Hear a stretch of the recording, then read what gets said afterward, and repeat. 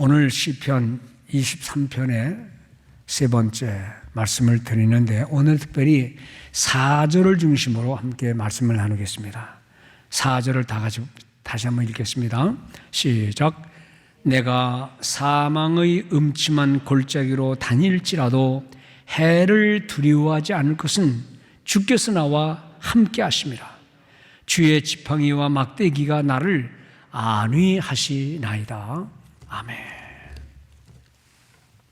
여러분들 살면서 아쉬운 소리 할 때가 얼마나 많았겠습니까?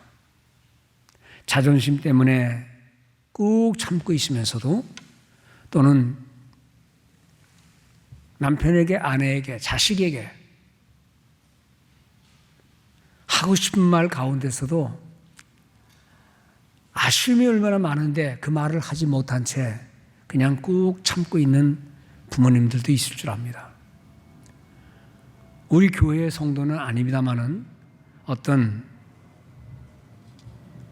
집사님이, 저희는 안수 집사인데 이제 저한테 전화가 왔어요. 목사님, 제가 자식을 이렇게 키웠습니다 하고 자식 키운 얘기를 다 하더라고요. 내 이놈이 대학을 졸업하고 맨하탄으로 이사를 간다 그러더니 거기서는 제법 괜찮게 살면서 나한테 돈 한 푼 안 보냅니다. 이런 경우에 제가 무슨 말을 해야 되겠습니까? 내가 아는 아이도 아니고 아는 사람도 아닌데. 그래서 전후 사정을 다 많이 듣고 이제 결론이 뭐냐 그러면 목사님이 성경을 많이 아시니까 자식에 대해서 좀, 아버지에 대하여 어떻게 효도하는 것인가를 좀 알려주십시오. 황당하지요, 어떻게 보면. 그 아이에 대한 자세한 얘기를 다 들었습니다. 아들도 나가 살고 딸도 나가 살고 엄마 아버지는 차에 가스 넣는 게 아까워서 다니지를 못하는데 렌티비도 그렇고 어떻게 하면 되겠습니까? 아이 전화번호를 주시더라고요. 그래서 전화를 했습니다. 크리스찬이라고 그러니까. 그리고 이제 아버지 얘기를 솔직히 했어요. 다 얘기했습니다. 근데 그 아이가 대뜸 하는 말이, 목사님, 결혼하면 내 부모를 떠나라 그러지 않았습니까? 저는 결혼했습니다. 그래서 부모를 떠납니다. 그래서 제가 창세기에 나오는 네 부모를 떠나라는 말이 뭘 의미한지를 자세히 설명했어요. 지금까지는 부모에게 의존되었고 사랑받았고 살지만 이제는 부모에게 의존하지 말고, 그러나 다른 성향을 다 봐도 네 부모에게 효도하라 그랬지, 네가 이제 자신감 가졌으니 나가서 독립적으로 부모와 관계없이 살라는 말 아니다. 근데 아마 미국 목사한테 그 설교를 들은 것 같아요. 부모를 떠나라 그랬으니 신경 쓰지 마라.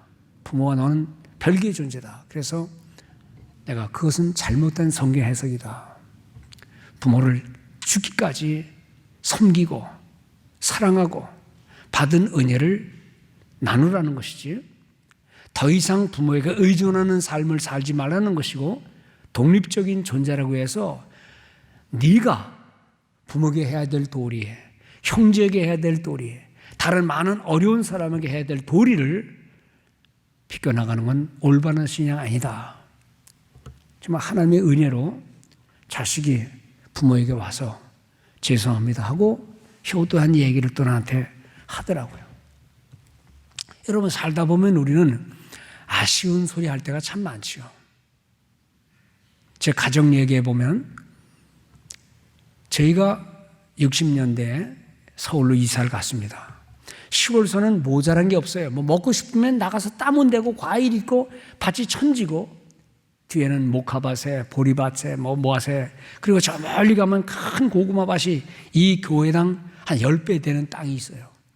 논도 많습니다. 아버지가 제법 염전하시면서 일본 갔다 오시고 좀 배우고 그러니까 어려움 없이 살았어요. 근데 이 문제는 서울로 가서입니다. 모든 거 다 남한테 남겨주고 팔지도 않고 그냥 친척 형제에게 주고 그리고는 이제 아버님이 서울 계시니까 이제 우리 어머님의 서울로 이사 왔는데, 문제는 서울에는 밭이 필요한 게 아니에요. 음식이 필요한 게, 시골서는 그저 아쉬우면 다 가서 먹고 갖고 오면 되지만 서울서는 뭐가 필요한 거니? 돈이 필요한 거예요. 그러니까 이제 저희 집이 길가 옆인데 좋은 집 하나 구하고 거기다가 가게를, 넓은 가게를 하나 길가에 냈는데 장사가 잘 되는지 안 되는지 못 됐겠죠. 왜냐하면 시골에서 농사만 짓던 그 아주머니 같은 우리 어머니가 무슨 장사를 해봤어야죠. 그러니까는 장사가 안 됐던 것 같아요. 또 된다 할지라도 형제가 7형제니까 고등학교, 중학교, 초등학교 뭐 계속 돈이잖아요. 운동화를 하나 사도 7, 8개를 사야 되고 뭐 음식을 사도 7, 8개를 사니까 얼마나 허리가 휘어졌을까. 뒤돌아 생각해 보니 그때는 몰랐지만 그런 생각이 나더라고요. 근데 그때도 어떤 장면이 있는 거 아니? 제가 어떤 때 얘기했지만 그때는 많은 사람들이 은행을 이용하지를 못했어요. 그냥 은행은 먼 당신이야. 그러니까 그저 아는 사람들끼리 개하듯이 일수를 찍어. 일수. 매일매일 매상이 올라오면 그거를 일수쟁이가 와서 그 돈을 받아가서 누가 갖고 있다가 한 달 되거나 6개월 되면 목돈을 주는 거죠. 일수해 보신 분들 알 거예요. 그러다가 일수꾼이 도망가면 망하는 거죠. 근데 매일매일 일수가 찍으러 오는데 그날따라 장사가 안 됐는지 돈을 따로 또 아이들 위해 썼는지 계속 쓰니까요. 그러니까 우리 어머님 그러시더라고요. 야야, 저쪽에 일수쟁이 오는 걸 보시고서는 나 없다 그래. 그리고 얼른 들어가시더라고요. 그래서 제가 엄마 어디 계시니? 여기 안 계세요. 원래 여기 안 계시니까 저쪽에 있으니까. 그렇게 해서 돌려보낸 적이 종종 있었습니다. 여러분, 아쉽지 않은 그저 일수가 오든 빚쟁이 오든 그냥 쉽게 내주는 이렇게 아쉬운 소리 안 하고 살면 얼마나 좋을까요? 제 이메일에는 선교사님들의 마음 아픈 소리가 많이 있습니다. 선교사님들 편지를 보냅니다. 편지를 보내는데 문 목사님께 그러지 않고 이렇게 보내요. 문 목사님 꼭 읽어주세요. 그래요. 웬만한 편지는 제가 다 그냥 스킵해버립니다. 그리고 나중에 휴지통에서 지워버립니다. 뭐 사랑하는 기도 동역자들께, 담임 목사님께. 그러면 저를 알지 못하는 사람 얘기는 제가 뭘 들어. 그리고 그냥 지워버리는데 제 이름과 효신교회 이름을 대고 인터넷에서 봤겠죠. 그리고서는 편지를 보내요. 그 편지는 제가 읽어보려니 꼭 읽습니다. 읽어보면 다 마음 아픈 얘기죠. 우리 현실이 그렇듯이 선교사들은 몇 되지 않는 그 한 사람 한 사람에 대한 애정이 얼마나 많은지, 그가 지금 병들었습니다. 그가 지금 아픕니다. 그러면 우리 교회도 아픈 사람 많고 병든 사람 많고 우리도 가난한 사람 많지만 그 특별한 한 아이를 선교지에서 관찰해서 편지 보내는 걸 보고 제가 안 읽을 수 없죠. 자세히 읽지요. 제가 이런 생각을 봅니다. 문석구 목사야, 네가 만일 선교지에서 그런 편지를 어느 괜찮은 교회 목회자에게 보냈다 치자. 네가 관심 안 둔다 그러면, 사람들이 관심 안 둔다 그러면 너는 어떻게 생각하겠니? 그런 생각이 들어서 이 다음에 혹시 내가 선교사로 가게 되면 아유, 이런 마음이겠지. 왜 선교사님들은 아쉬운 소리 하지 않고 그냥 쌓아놓은 돈 가지고 그냥 마음대로 하면 얼마나 좋을까만은 그런 선교는 거의 없어요. 다 아쉬운 소리 하는 거예요. 일부 예배 때 제가 선교지에 얘기를 하니까 어느 권사님이 또 여기다가 체크를 하나 보내서 목사님 제가 하지 못해서 죄송합니다. 그리고 이걸 주셨어요.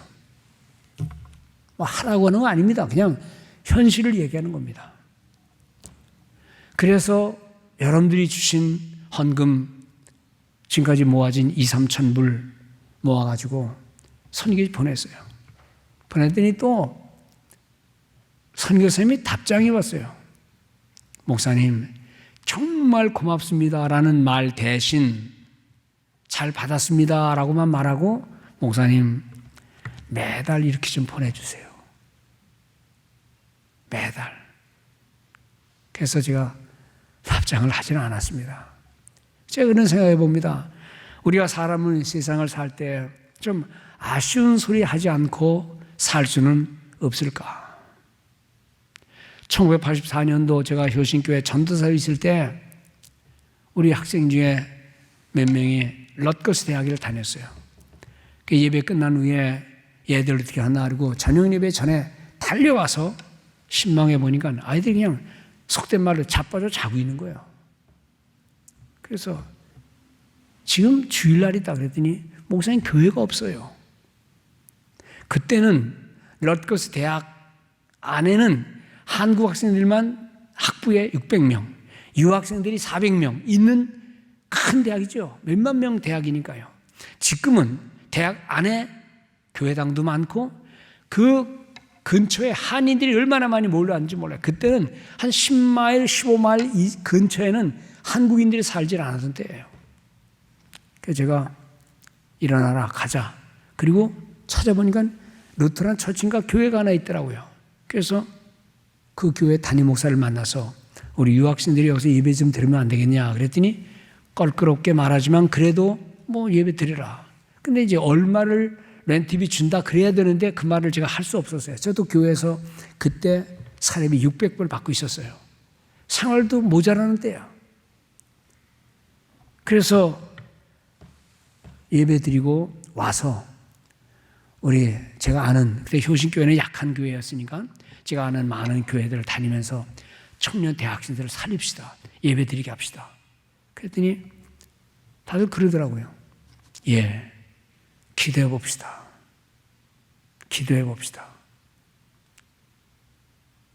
제가 그 소리 듣고 나오면서 이렇게 생각했어요. 나는 기도하고 말한 건데, 기도 많이 하고 말한 건데 또 기도해 본다 그러니 내가 믿는 하나님과 당신이 믿는 하나님은 다른 분인가요? 라고 하는 그 생각이 막 들더라고요. 그리고 그냥 아쉬운 소리 하지 않고 제 있는 돈, 또 그때는 집사람이 직장을 다녔기 때문에 그냥 그거 가지고 렌트비 조금 주고 그다음에 이제 먹는 거 교제를 해야 되니까 아이들이 이제 그렇게 한 1년을 하다가 저는 버지니아로 간 적이 있습니다. 목회를 하든 사업을 하든 뭘 하든 아쉬운 소리 안 하고 그냥 좀 하는 그런 삶은 없을까? 저는 사실 지금까지 아쉬운 소리를 했다면 그래도 유학 가는 우리 후배들, 제자들에게 걔들이 없다 그러니 미국에 있는 목사님들, 장로님들한테 전화해서 이 아이를 좀 한 달간만 재워주세요. 이 학비의 10분의 1만 도와주세요. 그렇게 해서 아쉬운 소리를 많이 한 적은 있습니다. 그런데 다들 훌륭하게 지원을 해주시고 또 필요한 때마다 하나님의 도움을 주셔서 아쉽지만은 그러나 그런 대로 잘 견뎠죠. 여러분들 사실 아쉬운 것은 돈만이 아닙니다. 우리가 인생을 뒤돌아보고 지금까지 온 거를 뒤돌아보면 내가 왜 그때 그 말을 했을까? 내가 왜 자식을 그렇게 키웠을까? 내가 왜 있을 때 하나님의 일을 뒤로 했을까? 내가 왜 건강했을 때 하나님을 위해서 더 많이 하지 못했을까? 하는 그런 마음을 갖지요. 저는 그 얘기를 저희 아버님에게 하도 많이 들어서 내가 47년의 동안 하나님 없이 그 많은 재산과 그 많은 재물을 다 이렇게 저렇게 쓴 것에 대해서 후회를 더 많이 하시고 그리고는 10몇 년을 열심히 있다가 하나님 나라 가셨는데요. 여러분들 우리는 살면서 우리 자신들을 뒤돌아보면서 지난날에 아쉬웠던 생각들을 한번 가만히 생각해보면서 하나님 이후부터라도 아쉬움 없는 삶을 살게 주옵소서. 뭐 재물의 문제만이 아니라 우리의 삶을 뒤돌아볼 때 그래도 하나님 나는 할 만큼 하려고 했습니다 라고 하는 그런 고백을 드리면 얼마나 좋을까. 어떤 권사님이 저한테 우리 교회 지금은 아닙니다. 근데 그분이 그러더라. 목사님, 내가 내 그 자식 아쉬울 것 없이 다 해줬습니다. 아쉬울 것 없이 다 줬는데, 근데 내 곁을 떠나고, 그러면 마약을 하다 걸려서 감옥에 있는데, 목사님 어떻게 하면 좋겠어요? 하면서 지난 얘기를 하는데 아쉽지 않게 넉넉히 키웠다는 얘기를 반복하시는 거예요. 제가 그 아픈 분에게 이런 말 할 수는 없어요. 그래서 말은 안 했습니다만 제가 이런 마음이었습니다. 부모를 아쉬워하게 만들고, 돈 한 푼이 얼마나 소중한지 아쉬워하게 만들고, 걔가 사달라고 그럴 때에 그래 기도해보자, 그래 너에게 꼭 필요한지를 한번 생각해보자 하고, 그 아이가 엄마 붙들고 아버지 붙들고 같이 그래서 효도하면서 용돈 받았었다면 그렇게는 안 됐을 거예요. 근데 말하면 다 턱턱. 아버지는 의사였거든요. 다 준 거예요. 그런데 아쉽지 않게 키운 자식이 그 모양 됐으니, 그래서 변호사 소개해달라 그러고, 그래서 그 사인해주고 그런 얘기 있습니다. 성도 여러분, 우리가 넉넉하게 아쉽지 않게 남한테 그 아쉬운 소리 없이 살아가면 얼마나 좋겠어요. 그게 오늘 본문 23장 1절에 보면, 여호와는 나의 목자시니 내게는 부족함이 없습니다. 어떤 영어 성경에는요, 여호와는 나의 목자시니 내게는 아쉬움이 없어라. 내게는 아쉬움이 없어라.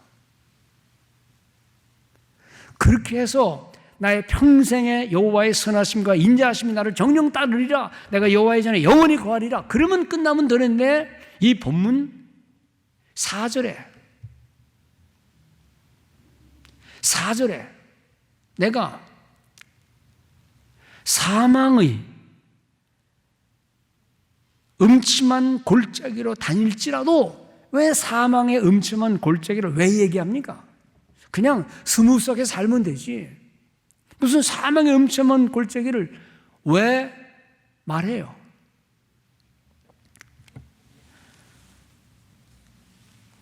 다윗의 시입니다. 다윗이 이 시를 쓰면서 무슨 딴 생각한 게 아니라 자기 인생을 가만히 뒤돌아볼 때에 그에게 사망의 음침한 골짜기를 간 적이 있나? 거짓말하는 건가? 아니면 그냥 시적인 표현을 쓴 것인가? 아니에요. 그의 실제 삶은 사망의 음침한 골짜기가 있었어요. 얼마나 많았었습니까? 크고 작은 조그만 골짜기, 조그만 그늘인지는 모르지만 어떤 때는 깊은 수렁 속에서 일주일이면 해결될지도 될 텐데, 며칠이면 끝날 텐데도 그것이 안 끝날 줄로 알고 결과를 모르기 때문에 우리는 마음 아파하는 일이 얼마나 많았습니까? 여러분들도 마찬가지로 저도 병에 걸렸을 때, 넘어졌을 때, 배반당했을 때, 아니 제가 영주권 신청해 달라고 한 적이 한 번도 없습니다. 그런데 그냥 총선에 집회하는데 어떤 분이 저 뒤에 자기 아들을 찾으러 왔다가 설교 듣더니 날 만나줘요. 그래서 만났습니다. 그랬더니 전도사님, 전생 같은 사람은 미국에 있어야 됩니다. 그러더라고요. 그래서 내가 뭐 훌륭한 사람 많죠. 저도 뭐 전도사에 불과한데, 그랬더니 날 부르더니 전사님 제가 영주권 신청해 드릴까요? 그러더라고요. 영주권이 뭔지도 모르고 단 열심히 공부하다가 돈 떨어지면 공부 안 해도 된다, 그건 알았어요. 유학생들이 돈 떨어져서 수업하다 스탑하면 바로 이민국에서 추방명령을 내린다고 그때도 그랬어요. 70년 말입니다. 그런데 영주권 있으면 내가 지금 굉장히 힘들게 공부하고 돈도 없어서 공부하기도 힘든데 좀 쉬었으면 좋겠는데, 근데 영주권 있으면 쉬어도 된다 그러길래, 그래서 그럼 해봐달라. 그래서 친구들한테 가서, 야, 저분이 나를 영주권 해주면 되는데 문전사 속지 마. 엉터리 변호사들이 얼마나 많은 줄 알아? 그 사람은 변호사도 아니야. 법적인 통역관이야. 그래서 내가 이거 돈, 그래? 그랬더니 내가 얼마 듭니까? 그랬더니 제가 그냥 해드립니다 그러더라고요. 그냥 해드린다는데 의심할 건 없잖아요. 서류 비용 200불을 내래요. 그래서 200불을, 그때 돈도 없었어요. 교회 사례비를 제가 350불 받았습니다. 그때 200불은 제일 큰 돈이지만, 에이, 한번 해보자. 그분이 일단 서류를 내고 앞으로 추가 서류를 받을 테니까 전사님 기다리세요. 그래서 추가 서류 오라고 두툼하게 편지 오면 그만 갖다 주면 됩니다. 그러더라고요. 그래서 추가 서류 올 줄 기다렸는데, 아니 간단한 종이도 안 들어있는 껍데기 같은 편지가 온 거예요. 근데 그렇게 오면 영주권은 리젝트됐다. 더 이상 고려할 필요 없이 당신은 영주권 리젝트됐다. 그런 편지가 될 거라고 말했기 때문에 제가 그 편지 보고 뜯지를 못했어요. 며칠 동안. 야, 내가 왜 신청했나? 내가 왜 신청했나? 내가 한다 그랬나? 그 사람이 괜히 나 만나가지고 당신 같은 사람은 미국에 있어야 됩니다. 청소년들 위해 있어야 됩니다. 그러는 바람에 내가 그냥 나도 모르게 그냥 으쓱해가지고 그래요, 그냥 해봅시다. 그런 거지. 내가 뭐 미국에 있으려고 했어요? 학위 공부 끝나면 한국 가려고 난 준비 다 하고 그렇게 마음먹고 있었어요. 근데 편지를 뜯어보기 전까지가 3, 4일 동안 저는 사실 사망의 음침한 골짜기를 다녔어요. 성도들을 만나도 나는 좀 있으면 쫓겨간다. 우리 애들이 신나서 그래도 나는 좀 있으면 가야 된다. 아무리 미국 좋아도. 그런데 할 수 없이 이제 뜯어봐야 되잖아요. 딱 뜯어봤어요. 더 이상 서류 내라 그런 말 한마디 없고 Your application for changing the status has been granted. reject라는 말을 하는데 grant라는 말은 혹시 grant라는 말도 안 좋은 뜻이냐 사전을 봤어요. 그랬더니 다 좋은 말만 있더라고. 허용되었다. 은혜가 내려졌다. 신기하게도요. 그 다음 우리 집사람 영주권 신청했는데 내가 딱 옆에서 보니까 그러더라고요. 그 사람이 딱 보더니 Your dad, God has given you, has gifted to you, your family. 하나님이 너에게 선물 주다. 그 얘기를 또 그 사람이 하더라고요. 난 그 내용이 뭔지 몰랐어요. 여러분들 이렇게 잘 되는 것도 있지만 때로는 시련을 겪을 때도 있죠. 사실 며칠 후에는 아무 일도 아닌 건데 그 잠시 동안의 시련의 기간을 겪는 많은 일들이 있을 수가 있다는 겁니다.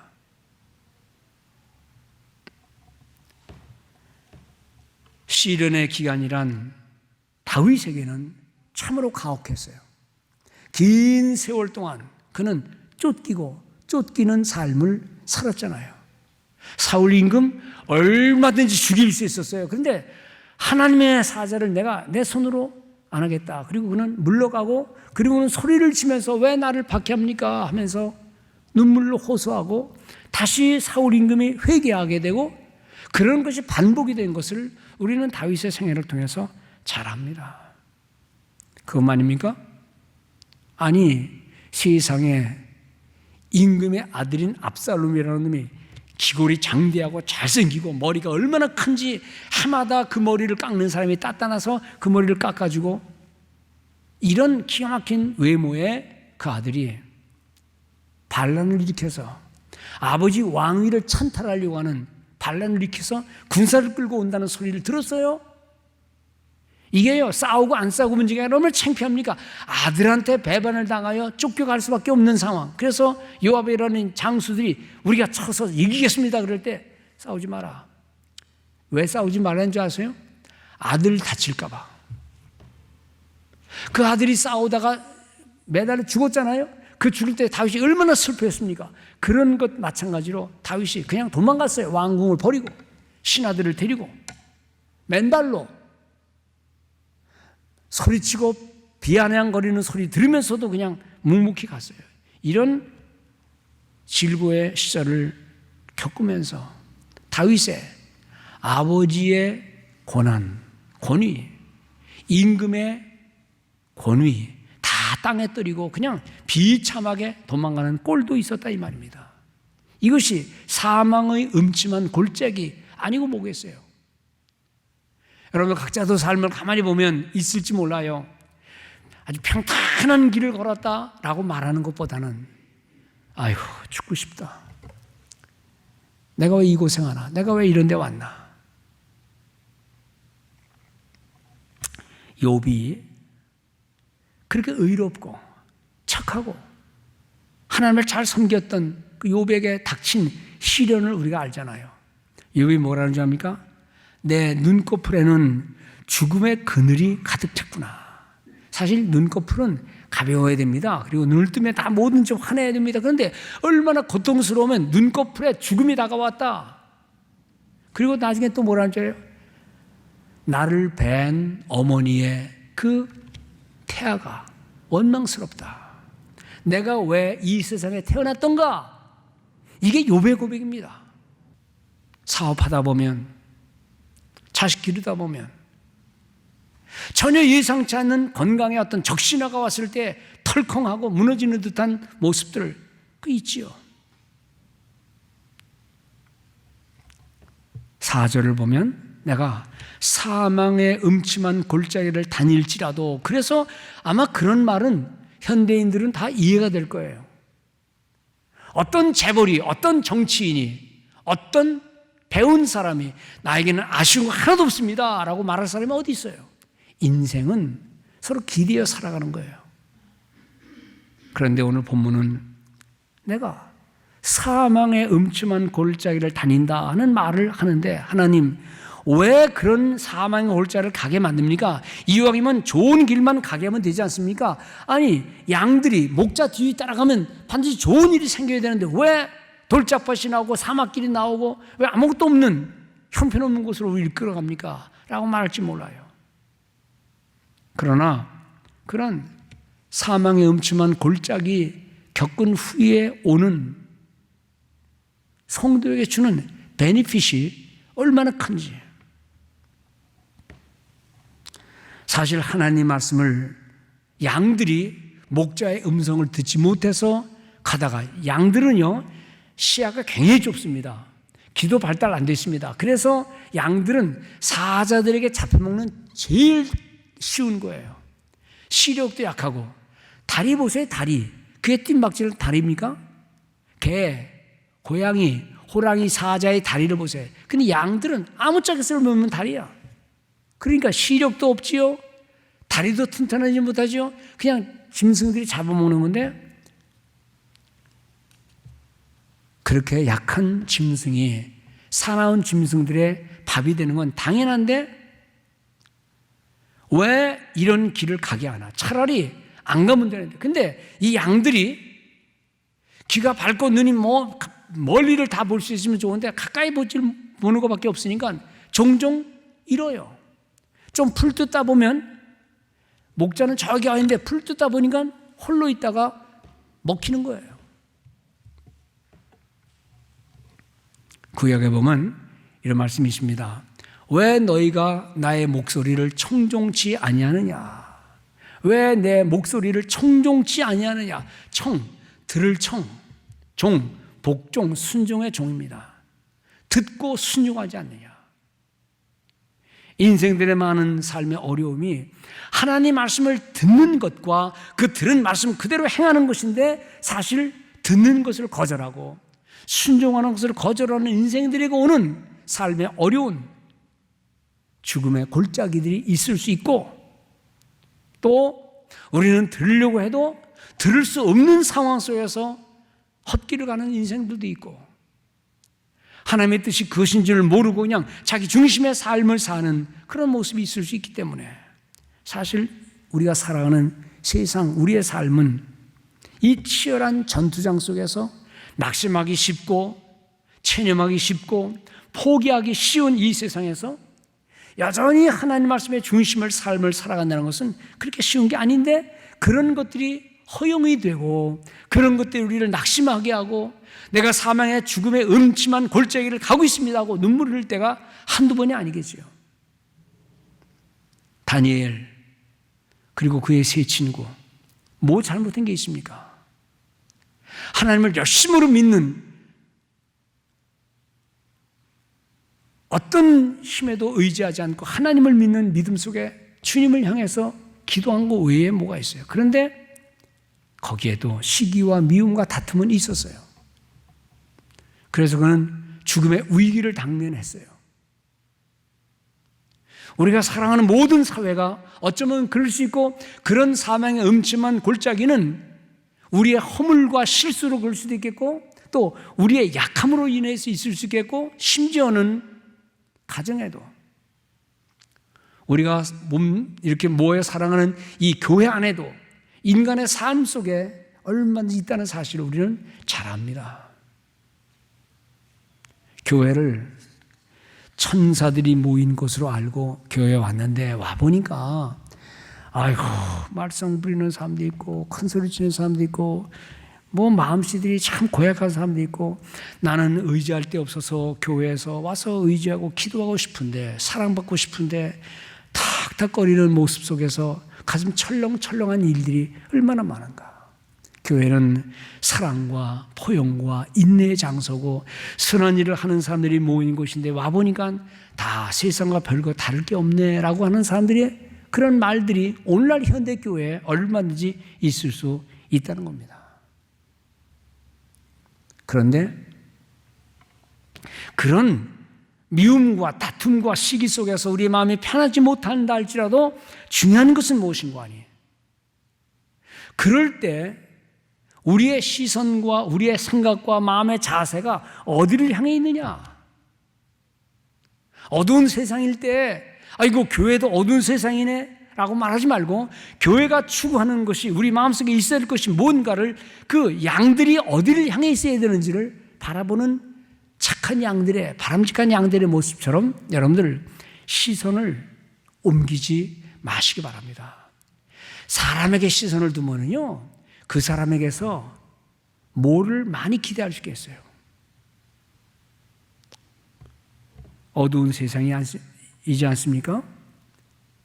어두운 세상에서 어둡다, 참 어둡다라고 말하면 희망은 없어요. 그런데 어둠 속에서 밝음을 희망하고 우리의 시선을, 밝음을 주시는 예수 그리스도를 향한 마음을 가질 때에 우리는 교회를 희망 있게 만들 수 있고 천국을 만들 수 있고 우리의 신앙을 굽히지 않을 수가 있다는 의미입니다. 성경의 디모데후서 3장에 보면 바울이 이렇게 말합니다. 무릇 그리스도 예수 안에서 경건하게 살고자 하는 자는 핍박을 받으리라. 이게 무슨 말이에요? 경건이라는 것은 고아와 과부를 그 어려운 중에 돌아보고 하나님의 나라를 위해 애쓰고 하나님을 섬기는 게 경건인데, 어떻게 그런 사람이 핍박을 받느냐? 여러분들, 올곧게 잘 자라는 나무가 비바람 받듯이, 사실 믿음 생활 잘하고 하려다 보면 구설수에 오를 수도 있고요, 해치는 모습도 있을 수 있고요,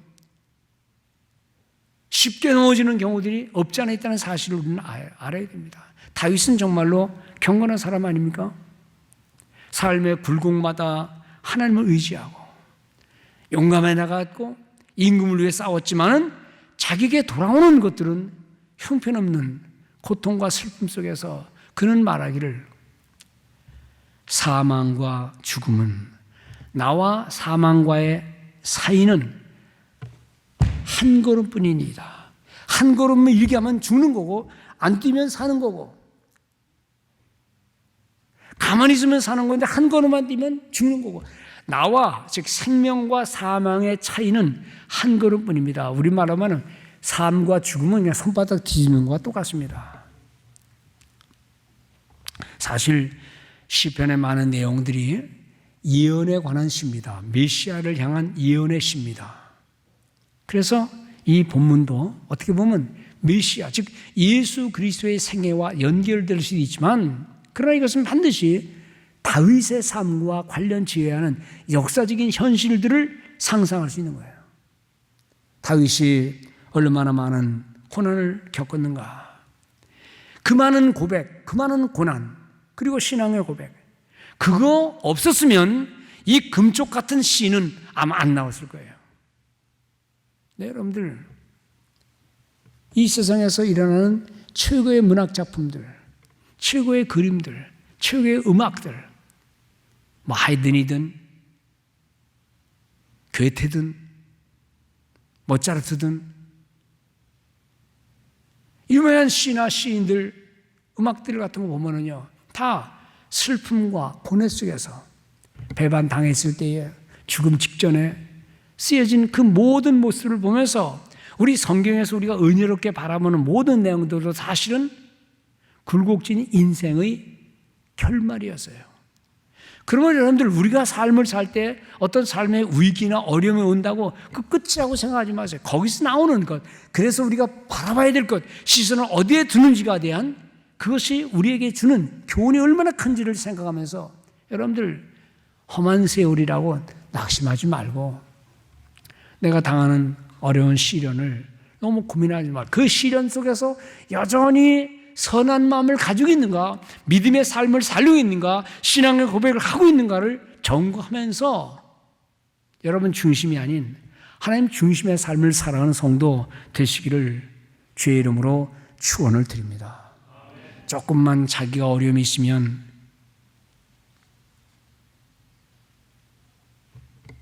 신앙 내팽개치고 헌신 내팽개치고 하는 모습이 아니라 어려움 중에도 하나님을 사랑하는 믿음의 고백을 하고 나 자신의 유익보다는 교회의 유익을 위하여 하나님의 나라의 유익을 위하여 여러분들의 마음에 경영을 쌓아가는 우리 성도들 되시기 바랍니다. 그러면 사망의 음침한 골짜기로 갈 때 그럼 어디에 희망이 있느냐, 어디에 우리가 살아갈 것이냐 하는 모습 속에서 정답이 있습니다. 사망의 음침한 골짜기를 다닐지라도 내가 해악을 두려워하지 않는 이유는 정답은 뭡니까? 주께서 나와 함께 하심이라. 여러분들 삶의 어려운 순간에 해결하려고 하지 말고 내가 주님을 더 가까이 나가려고 하는 성도들 되시기 바랍니다. 마치 어린아이가 어두운 밤중 가는데 아버지 엄마와 같이 가는데 깜깜해요. 그런데 어떤 이상한 소리 나요. 그러면 어떤 이상한 소리 나면 그냥 뛰어가거나 누구냐고 싸울 준비하는 게 아니라 어떻게 하죠? 엄마 손을 잡는 거예요. 아빠 옆에 딱 붙어 있는 거예요. 주께서 나와 함께 하십니다. 삶의 어려운 순간에 하나님을 가까이 하세요. 아까 제가 자식이 자기를 버리고 뛰쳐나가고 상담한다고 전화 와서 내가 얘기한 그분, 제일 먼저 얘기한 거예요. 자식을 생각하지 마라.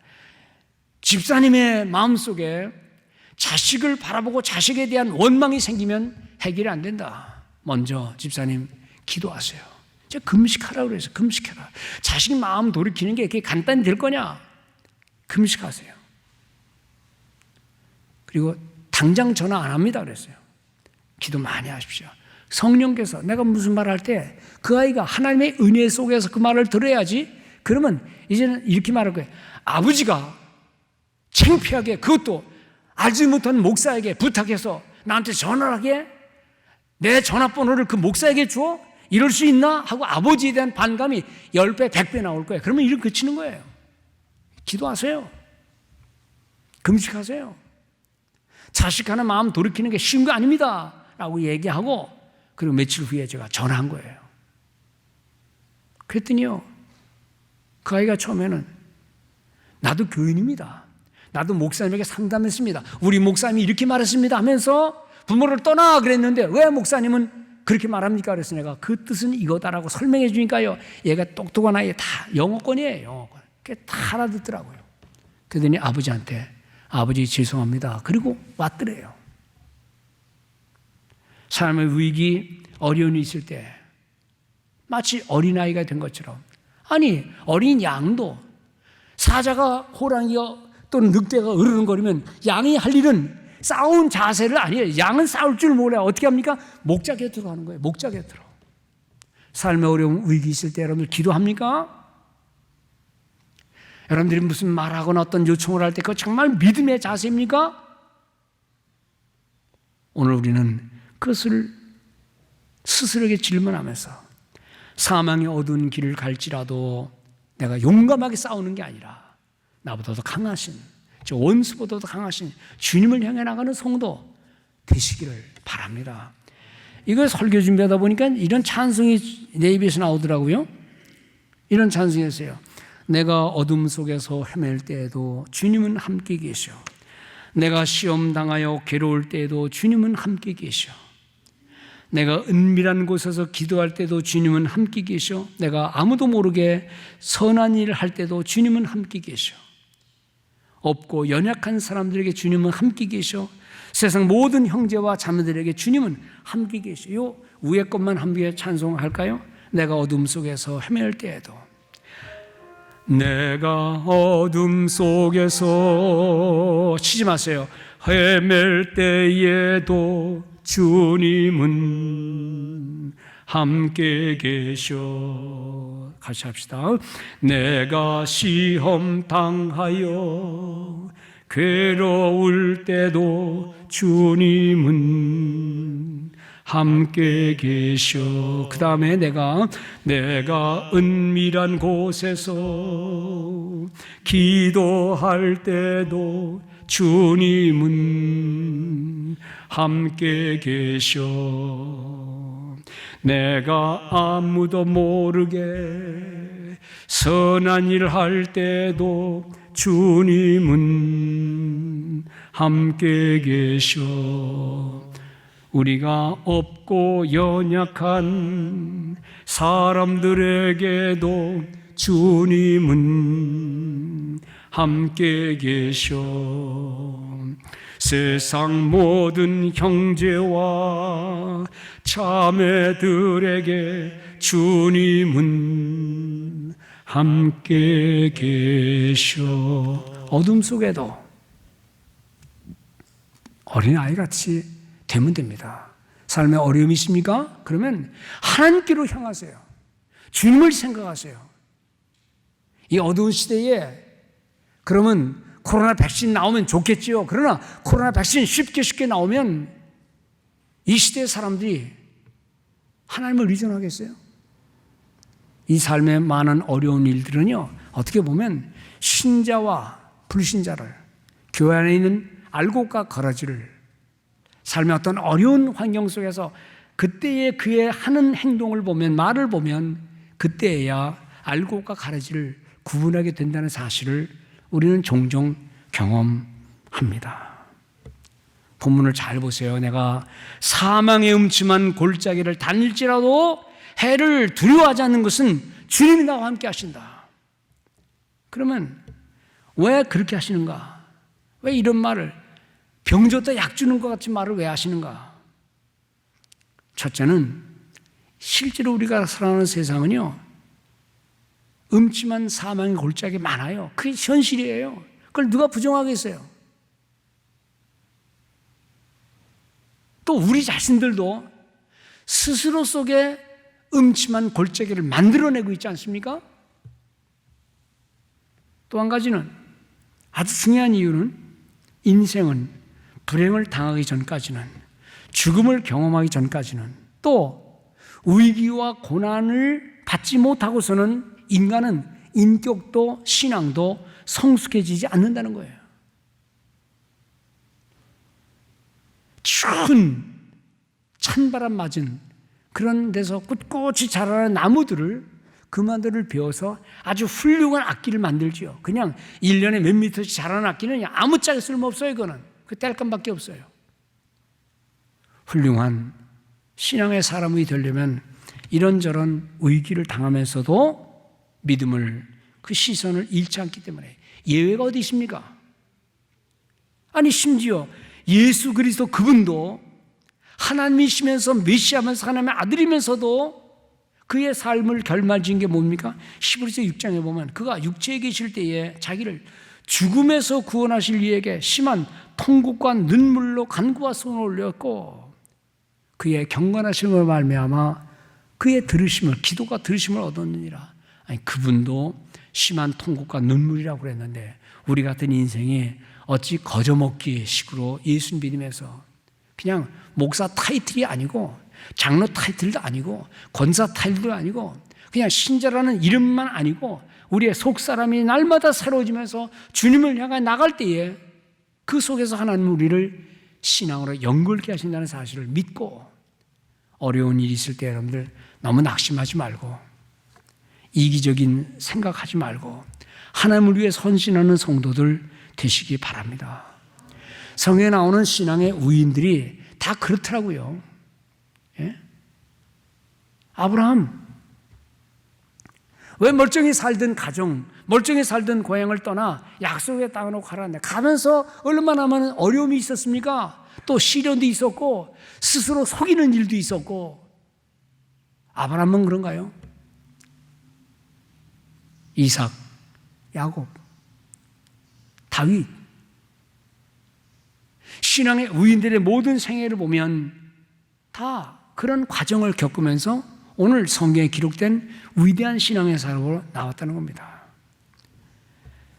성도 여러분, 여기 지금 본문에 내가 사망의 음침한 골짜기를 달리시려도 주께서 나와 함께 하신다. 여기 주께서라는 말은 사실 우리나라 말로 주께서지, 영어로 번역한다면 You always with me. 당신은 항상 나와 함께 하다. You라 좀 존칭어로 thou, 그대, 당신이란 말이에요. 근데 이게 번역할 때 여호와라는 말을 이스라엘 사람들이 함부로 못해요.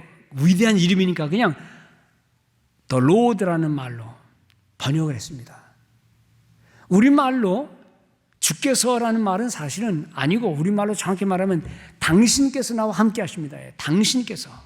근데 요즘 우리나라 사람들은 옛날에도 그렇지만 부모를 당신이 그런 말 안 하잖아요. 미국에서는 뭐 영어가 그냥 할아버지도 유고 아버지도 유고 동생도 유고 나쁜 놈도 유고 좋은 놈도 유고 유. 그런데 이걸 번역할 때 유라 그러면 당신인데 그러면 아니 어떻게 아버지 같은 하나님을 당신이라 그러냐. 그래서 할 수 없이 주님이 그런 거예요. 주님이. Thou art with me. 그대가 나와 함께 있다. 당신께서 나와 함께. 이게 얼마나 친밀한 관계를 강조하느냐 이 말씀입니다. 즉 여호와를 가까이 하는 것, 친밀하게 하는 것, 이것이 관건이에요. 어려울 때는 아니 편하고 쉬울 때는 그냥 멀리 계신 아버지야. 그런데 어려우면 가까이 가서 살살거리고 응어리 부리고 그리고 부탁하고 소원 들고 얘기하듯이 그런 것처럼 우리 하나님을 가까이 하는 성도의 모습, 때로는 아쉬운 것도 필요하다 이 말입니다. 그러면 왜 처음에는 아쉬울 것이 없느냐? 인생을 멀리 볼 때에 전체를 통괄해서 볼 때 그 아쉬움은 나를 하나님께로 가까이 가게 하기 위한, 그 아쉬움은 나에게 무릎을 꿇게 한, 그 아쉬움은 하나님을 영원롭게 하기 위한 하나님의 인도하심이었구나. 근데 그냥 그렇게 말만 하는 게 아니라 주의 지팡이와 막대기가 나를 안위하시나이다. 주의 지팡이와 막대기. 여러분들 지팡이 막대기, 제가 신학교 공부할 때 이스라엘 갔다 와서 그 옛날 이스라엘 목자들이 치던 나무를 어떤 분이 학교에서 사가지고 와서 이렇게 지팡이 있어요. 그 기념으로 하나 살려고 그랬는데 너무 비싼 거예요. 50불을 달래요. 그래서 내가 5불 달래도 살까 말까 하는데 50불? 산에 가면 나무들이 얼마나 많은데 안 샀어요. 그랬더니 그걸 이스라엘 다녀와서 거기서 목자들이 하던 일들 그대로를 다 공부한 그 교수님이 저한테 설명하더라고요. 이 나무는 특별한 나무다. 이 나무는요, 아무리 내려쳐도 바위에다 내려쳐도 나무가 꺾이질 않아요. 자르질 않아요. 얼마나 단단한 나무인지 우리나라에 박달나무라는 게 있죠. 그보다 더 강해요. 그러니까는 목자가 사자나 늑대나 이런 못된 짐승이 올 때 나무를 칠 때 그 나무가 부러지면 자기도 죽지요. 그러니까 이건 무기는 아주 강한 무기예요. 그냥 50불씩 받는 거예요. 주님이 함께 하시는, 주님이 붙드시는, 주님이 하시는 그 모든 행위는 틀림없다 이 말입니다. 우리를 보호하시는 거예요.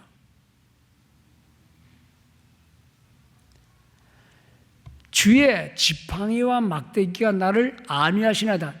They comfort me. 그들이 나를 comfort, 위로한다, 위안한다. 어떻게 무기가 위안을 주느냐? 나에게는 아니지만 그 원수들에게는요, 그건 무기예요. 그리고 때로 양들이 잘못 가면 눈이 시원찮으니까 그때는요 길게 뽑아서 양들을 이렇게 끌고 오는 거예요. 그게 위로예요. 여러분들 부모가 자식에게 교훈한다 그럴 때 그걸 자식이, 제대로 된 자식이 나에게 건방지게 교훈해 주시네 그런 말은 안 합니다. 나를 위로해 주신 거예요. 너 그렇게 살면 안 돼. 너 그럴 때는 그렇게 말하면 안 돼. 너 친구한테 그러면 안 되지. 그 말을 들은 아들이 아빠가 나를 훈계하시네, 기분 나쁘게. 그런 건 자식이 아니에요. 무슨 말을 해도 약이로구나. 성경에 나오는 모든 말씀들, 신앙의 귀한 선배들이 처음에 교회 나오는 사람들에게 주는 모든 말, 저게 뭐 나이도 어린 게 나한테 훈계하네? 그러면 신앙생활 못해요. 하나님 말씀 앞에 아멘 하고 깨닫는 거 있어야 되죠. 몽둥이는 그는 위안이 아니지만 나를 해하는 못된 사람들에게는 위안이요, 동시에 나에게는 아주 부드러운 지팡이가 된다, 이 말씀입니다. 주님의 인도를 받아야 된다는 거죠. 주의 지팡이와 막대기가 나를 안위하시나이다. 여러분들, 주님이 교훈하시는 지팡이 같은 교훈 말씀, 막대기 같은 딱딱한 말씀, 그것을 내가 받는 위로로 받아들인다면 그 신앙은 훌륭한 신앙이 될 줄로 믿습니다.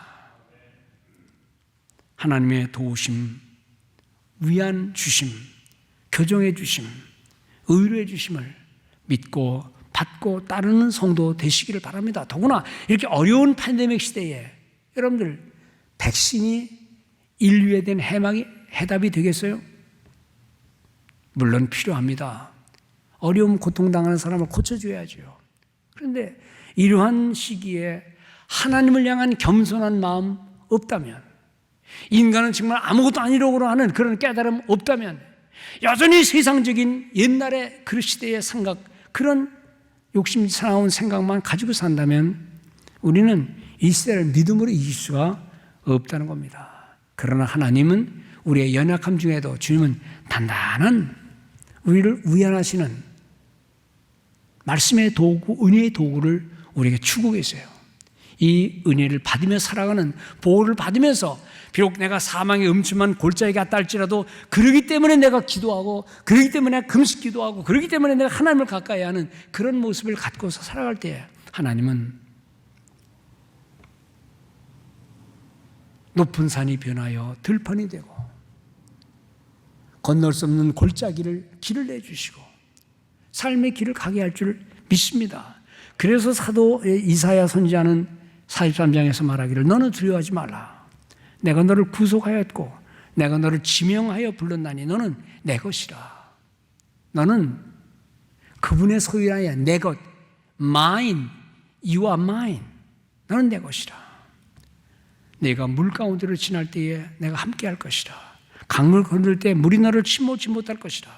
불 가운데로 행할 때도 타지도 않을 것이다. 그러므로 어려운 일을 닥칠 때 우리가 할 수 있는 고백은 주여 우리는 당신의 자녀들입니다. 온 세상은 당신의 자녀들입니다. 그런데 이 세상이 되어지는 모든 일을 보면요 자녀 같지 않잖아요.